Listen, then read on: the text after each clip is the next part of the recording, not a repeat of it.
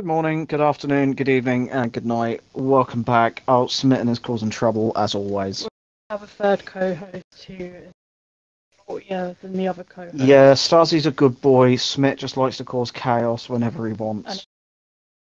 And he loves standing on laptops, so wait for me to just be like, for fuck's sake, he's pressed page down. I don't think I did that in the Friday the 13th one we just recorded. I don't think I think I actually did it without being like, I think I lost where I am, but other than that. Right, anyway, fucking hell, I don't know why I'm out of breath. The story of... We'll tell the story in a minute when we get to it. I'm glad Are you on about the fact you didn't know the first one existed? Yeah. I think we did that in the Halloween one. I generally can't remember. I don't know. We'll do a recap just. You can't read. Just leave it there. No. I can't read the Roman numerals. That's it. Thank you. Right. Anyway, I'm your host, Peppermint 8, joined as ever by my wife Amelia, the Obsidian Nook Pale ASMR, whatever the fuck it is. The third co-host left. The third co-host has left the building. Not literally, but today we are looking at the Rob Zombie sequel, Halloween 2, after this first one. I forgot how gory this fucking was. Never mind the gore. The amount of fucking weird shit that happens in this film is insanity. But it's just bizarre. It's definitely... Yeah, she had it on DVD, but we have all of them on DVD, including the shit ones. But that doesn't matter. Well, technically it finishes off my mum's collection that she never... Halloween 1 is the one that you didn't realise it did for a start, even though you love this and had it on TV. You didn't know the first one was a thing. Imagine if we weren't reviewing this and I watched it on my own and I told you, fucking... It would have been so funny. I mean, how can you not realise that the first one didn't exist, though? You don't make... Oh god, the mic's making a scary noise. That's the scariest part of this film. Fuck! Fucking technical issues. Right, anyway. So yeah, Amelia basically didn't know that the first one to these two existed and was just thought the plot made sense. She apparently decided, hey, I guess this is just the film. Like, never mind anything else. Just this is it. Yeah, I didn't like... Because obviously I couldn't read the numbers in the format they were, so I just thought that she was some weird, spooky... Mass murderer. Like, you know the one who's dressed up? Yeah. I thought she was just alive and just following her kids around. Yeah. It's bizarre. There's a lot we need to cover in this. This film is a trip. You can definitely tell that this one is Rob Zombie, more Rob Zombie. I think because the producers were just like, look, you can just do whatever you want, as opposed to Halloween, like the last one we've covered. It's just, this one is so bizarre, and it just doesn't make a lot of sense either. Like, even though the producer was like, yeah, go for it, do what you want, it then just made it worse. I mean, the gore is great and all, but God, the rest of it is just a trip and a half. I wanted to just say before we get into this, now that you've seen them both, which one do you prefer? Regardless of, like, you've known this one for ages, which of the two films do you think is the better film? This is a hard one, because I think if I saw both of them back in the day, back when I was younger, I would have said the second one. Yeah. But now I'm actually thinking that... Now that we're looking at this from, like, a critical point as opposed to, like, leisure.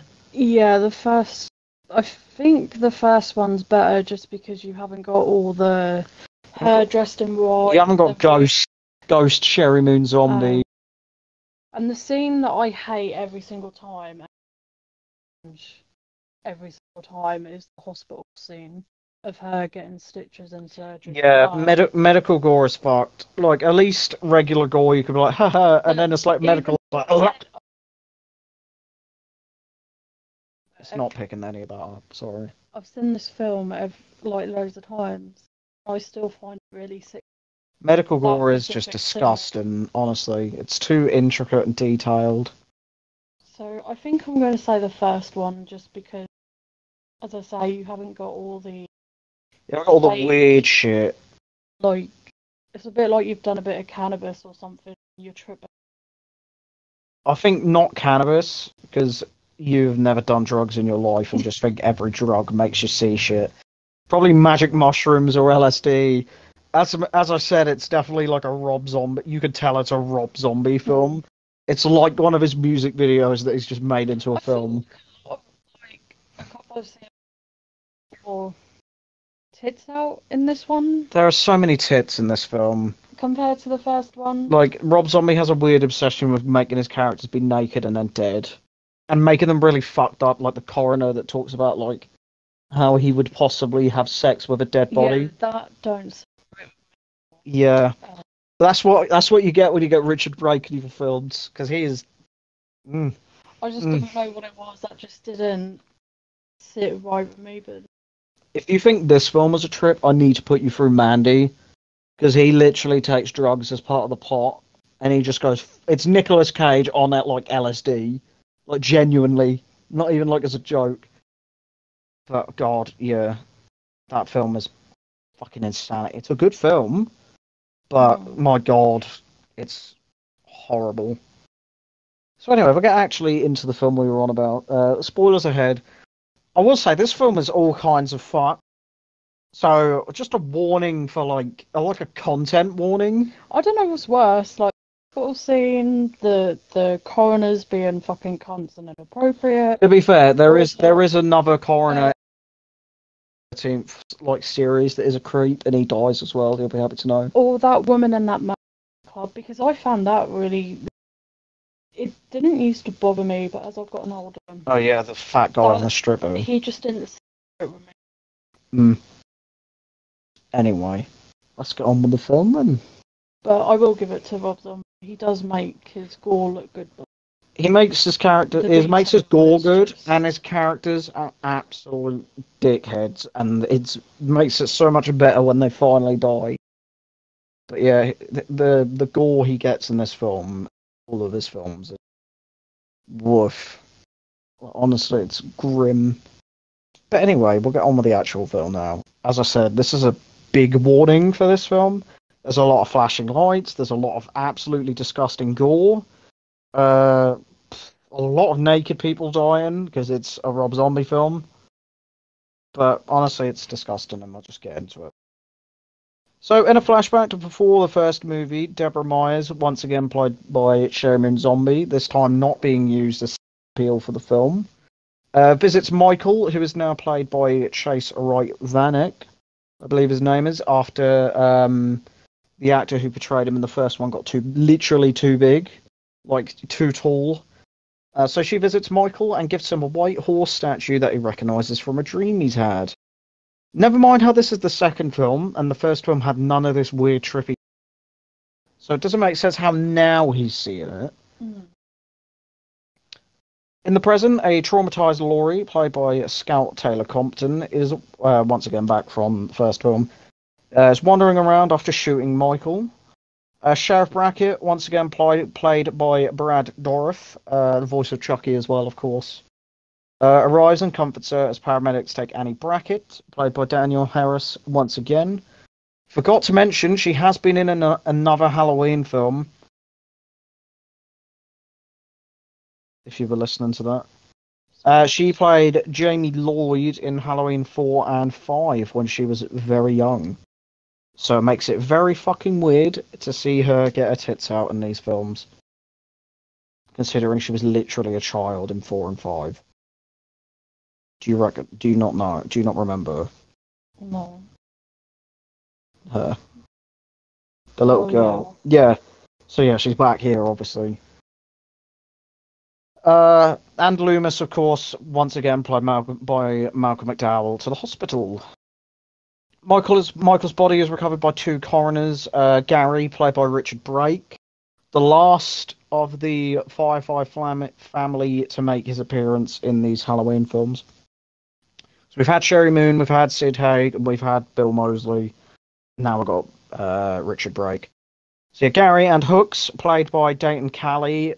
He was in Fear the Walking Dead for a bit, but he is most famous for playing the police chief in Sons of Anarchy, which are two shows I really enjoy. Fear the Walking Dead got a bit shit when it caught up to the main show. It's having like the early days of the apocalypse, brilliant. Now, ugh, they literally launched nukes. Like, what the fuck? Anyway, so the two drive Michael's body away until they hit a cow, which crashes the van and kills Hooks. And of course the fucking cow as well, that just like explodes. Hooks is gnarly. His fucking head is all mincemeat. Gary awakens shortly after and finds Hooks dead, and Michael, because he's now a big boy, he is played by Tyler Mane once again, escaping from the van. If you ask me, the one who was already dead had a quick death. Yeah, he was lucky. This guy's about to get fucking wrecked. Like, Jesus. Also, may I just say, Michael, I'd probably said it in the last one, but Michael Myers in these remakes is so much scarier, as he's big and he's imposing. He's bulky as well. He's played by an ex-wrestler, that's why. He's tall. But we do actually see some of his facial features. One. As opposed to like the reboots, which were like the 2018 onwards, where they were obsessed with like, what's he look like? What's he look like? Oh, you might see his face. Whereas Rob Zombie's just like, there is, you're welcome. So Michael walks around to the front of the van, grabbing a large glass, and you know exactly where this is going. He violently slits Gary's throat with it until he decapitates him. He literally saws his head off with a piece of glass, which I don't think would work, but it was We stopped eating our snacks at that point. Yeah, you were like, oh, I don't think we should be eating snacks while we're watching this film. So after that, Michael walks down the road to a vision of his mother. Laurie awakens and makes her way past a nurse's station manned by Daniels. She is played by Oscar winner Octavia Spencer in a very weird role. And another doctor who is played by Caroline Williams. She was in one of the Leprechaun films, but also, more importantly, because I want to cover them in the future, Texas Chainsaw Massacre 2. That's a very fun film. You really want to do Chainsaw? It's not even as... It sounds bad, but it's not bad. It sounds worse than it is. It's really fucked. The first one is fucked, but as it gets... Like, the second one is basically borderline comedy. And then one of them has fucking Matthew McConaughey in it. And it was so bad that he refuses to address that he was in that film and pretends he isn't. Like, I think it's called The Beginning. But, honestly, he literally refuses to talk about it. Anyway. So she walks past the doctors and the nurses and enters Annie's room. Daniels enters and tells her she needs to go back to... Laurie wanders back through the hospital until Daniels emerges with her face sliced open. Laurie tries to run from her as Michael comes out and stabs Daniels several times as she tries to call away from him. Laurie goes downstairs, having to pass a dead nurse on her way down. Literally, like, sprawled over a stairgate. I think her eyes were missing. Like, fucking hell. Never mind about the woman being bloodied on the stairs. I was more worried as she was banging down the stairs with her. Yeah, for someone who had, like, loads of broken limbs, she was hauling ass. So yeah, she makes her way down the stairs as Michael continues to pursue her. She eventually makes it outside of the hospital into a night guard shack. The guard, played by Richard Reel, takes her in, but he is quickly killed by Michael with an axe. Because, of course, nobody in this film who's nice stays alive. Laurie hides as Michael stalks around outside, ultimately breaking the walls down with his axe and getting in. Laurie, however, suddenly awakes from what is revealed to be her nightmare. I have no idea... Well, I'm still going to, like... Even though none of them, spoilers, will win best and worst kill, I'm still counting them as, like, dead. Although they're probably literally just figments of her imagination. But, anyway. So yeah, she wakes from a nightmare 1 year after the massacre in the last film. She goes downstairs the next day, having moved in with the brackets for her own protection. Loomis is now a popular author after the Myers incident and has become an arrogant, self-centered arsehole. I mean, am I wrong? No, you're not wrong, but I just like how you put it in there. I had to. Laura goes to a job at a record store where her friends Maya, played by Brie Grant, and Harley, played by Angela Trimber, invite her to a party. Michael continues to wander the countryside as a drifter, following the ghost of his mother and his younger self. The landowner Floyd, played by another Sons of Anarchy actor Mark Booth Jr., that's got long hair and the beard. Anyway, we'll get there. Yeah, no. Yep. He finds Michael, where he and his friend beat him relentlessly before they are stopped by, I think, Floyd's daughter. I think they had with them. Michael quickly recovers and stands up, where he attacks Floyd, impaling him on the horns on the front of it. He slits the other man's eyes, like literally across, like, ugh, that was disgusting. Before stabbing him to death, then he bollocks. Oh, I don't know what to do. Tea's ready. Fuck. Can you not leave them? Such a pain in the ass to do. Fuck it, we're just gonna rush through it. Then attacks a girl, grabbing her out and stabbing her to death. I apologise, our dinner's ready. The next day, as Michael returns to Haddonfield, Laurie hallucinates alternate versions of Michael's past. Brackett watches as Loomis gives an interview about his book and how Michael's body disappeared. At a strip club that Deborah used to work at, Howard, played by Jeff Daniel Phillips, is told by his boss Big Lou, played by Daniel Roebuck, to take the trash out. Howard is snuck up on by Michael, who, after a brief confrontation, knocks him to the ground and stomps on his head until he dies. That is disgusting, I will have to add that. We see his body later on, and it's just like, ugh. Big Lou and one of his strippers mess around in his office until Michael enters, brutally attacking Lou as the stripper flees. Michael catches the two of them, slamming Lou into a wall and smashing the stripper repeatedly into a mirror. I don't know how Lou died. He literally got slammed into a wall once. Maybe it's just because he was old and fat. On Halloween, Loomis's book is finally released to the public. The father of one of the victims, Linda, from the last film, arrives at a signing and threatens Loomis with a gun, but he is apprehended by police. Laurie, having learned of her relation to Michael, Loomis's book, has an outburst in her car. Laurie returns to the Brackets, accusing them of keeping her real identity a secret before going to Myers. Brackett orders one of his deputies to go home and protect Annie. On a TV show hosted by Chris Hardwick, who also hosted the Talking Dead, the Walking Dead TV talk show.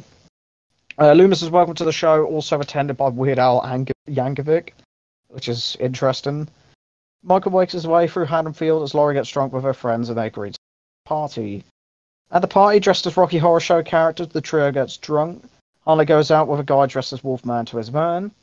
Wolfman heads out for a piss where he is killed by Michael, and Harley is unaware of this until Michael attacks her and kills her as well. Laurie staggers around till she sees the ghosts of Deborah and young Michael, which causes her to have a panic attack until Myers. At the Brackets, Annie answers a call from her dad as the deputy outside is ambushed and killed by Michael. Michael enters the house and attacks Annie, fatally stabbing her when she runs from him. It's really sad. Laurie and Maya return home, failing to see the dead deputy, and enter the house, finding a severely wounded Annie. This death is genuinely sad, though. Laurie tells Maya to go and call the police as Laurie comforts a dying Annie. Maya steps outside to get the house number and is grabbed and also murdered by Michael. A deputy runs to Brackett to tell him the call came from his home. Annie dies in Laurie's arms just as Michael begins to break into the room, causing Laurie to run, passing Maya's corpse. Brackett arrives shortly after, entering the house to find Annie dead. Laurie continues to run, ending up on a main road where she flags down a passing car. The driver gets out and rescues her, helping her into his car before he is ambushed and thrown through the windscreen. I doubt that killed him, but he will be dead in a minute. Michael lifts the car and rolls it down the hill, somehow, knocking out Laurie and setting fire to the car as well, magically. Michael lifts her out as the car completely burns, presumably killing the driver in the inferno or the explosion that came after. We're nearly there. Michael takes Laurie to a shack with his ghosts, which is reported... Sorry. So Michael takes Laurie to a shack with his ghosts, which is reported to a vengeful Brackett who takes some of his men to go justice. Deborah speaks with Laurie, reminding her of her relations with them. Police surround the shed the shed they are in, which Loomis sees on the TV, prompting him to rush to the scene. Loomis is quickly knocked off his feet by Brackett for all that he did to them, but Loomis insists he is there to help. Despite being told to leave, Loomis enters the shack and he sees Michael and Laurie, but not the ghost.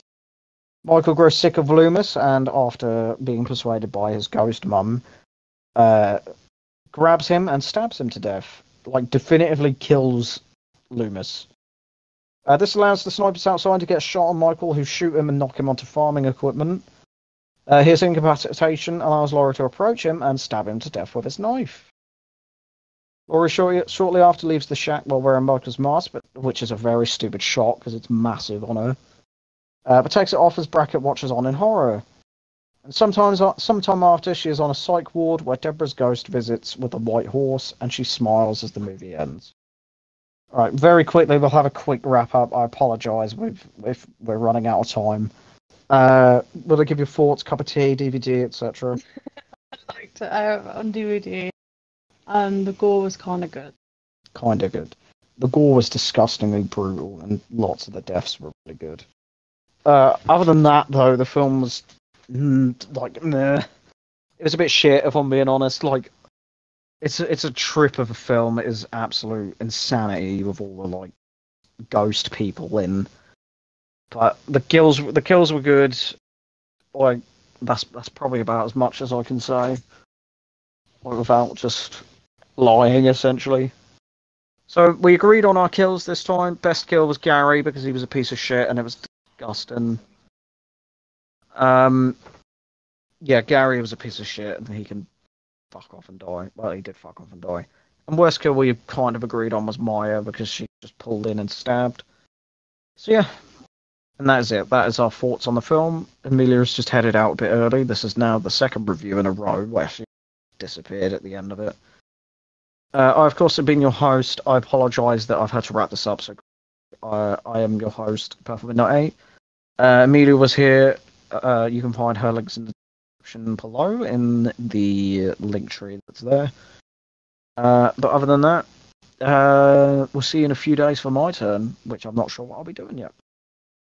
So yeah, thank you ever so much for listening, and we'll see you then.